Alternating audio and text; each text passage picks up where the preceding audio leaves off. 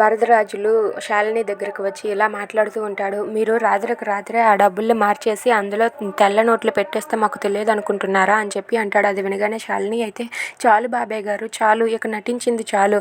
ఆ రోజు మీరు తెల్ల నోట్లే తీసుకువచ్చారన్న విషయం నాకు తెలుసు. ఆ బ్యాగులో కాగితాలు తెల్ల కాగితాలే ఉన్నాయి. ఆ విషయం నాకు తెలుసు, మీకు తెలుసు. నాకు ఆ విషయం తెలిసి కూడా నేను అత్తయ్యతో చెప్పలేదంటే ఒక్కసారి మీరు ఆలోచించండి అని చెప్పి శాలిని అంటుంది. అది వినగానే వరదరాజులు అలాగే శ్రీరాజు వాళ్ళిద్దరూ కూడా ఒక్కసారిగా షాక్ అయిపోతారు. ఇక వరదరాజులు అయితే అలా చూస్తూ ఉండిపోతాడు. ఇక శాలిని ఇలా అంటూ ఉంటుంది. అవును బాబాయ్ గారు, నాకు కూడా ఈ పెళ్లి జరగడం ఇష్టం లేదు. అందుకే కదా నేను ఇంత మౌనంగా ఉన్నాను. ఒకసారి ఆలోచించండి, మన ఇద్దరం చేతులు కలిపితే ఏం జరుగుతుందో. ఆ పెళ్లి జరగకుండా ఆపడం కాకుండా ఈ రెండు కుటుంబాలని శాశ్వతంగా విడగొట్టవచ్చు. మీరు ఏమంటారు అని చెప్పి శాలిని అంటుంది. అది వినగానే వరదరాజులు అయితే చాలా హ్యాపీగా ఫీల్ అవుతాడు.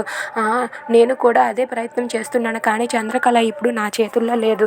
అందుకే ఎలాగైనా సరే ఈ పెళ్ళి ఒప్పుకున్నట్టే ఒప్పుకొని తప్పించాలని చూస్తున్నామని చెప్పి వరదరాజులు అంటాడు. అది వినగానే శాలిని అయితే నేను మీతో చేతులు కలుపుతాను, మనం ఎలాగైనా సరే ఈ పెళ్ళిని ఆపుదాం, ఈ పెళ్ళి జరగకుండా నేను చూసుకుంటానని చెప్పి అంటుంది. మీరు నేను చెప్పినట్లుగా చెయ్యండి, అలాగే మీరు కూడా ప్రతిదీ కూడా నాకు ఫోన్ చేస్తూ చెప్తూ ఉంటే ఈ పెళ్ళి ఎలాగైనా సరే తప్పుతుంది అని చెప్పి అంటుంది. అది వినగానే అక్కడ ఉన్న వరదరాజులు అయితే సరే మన ఇద్దరం ఎలాగైనా కలిసి ఈ పెళ్ళిని ఆపేద్దామని చెప్పి అంటాడు. If you like this video please like, share and subscribe friends. Thanks for watching.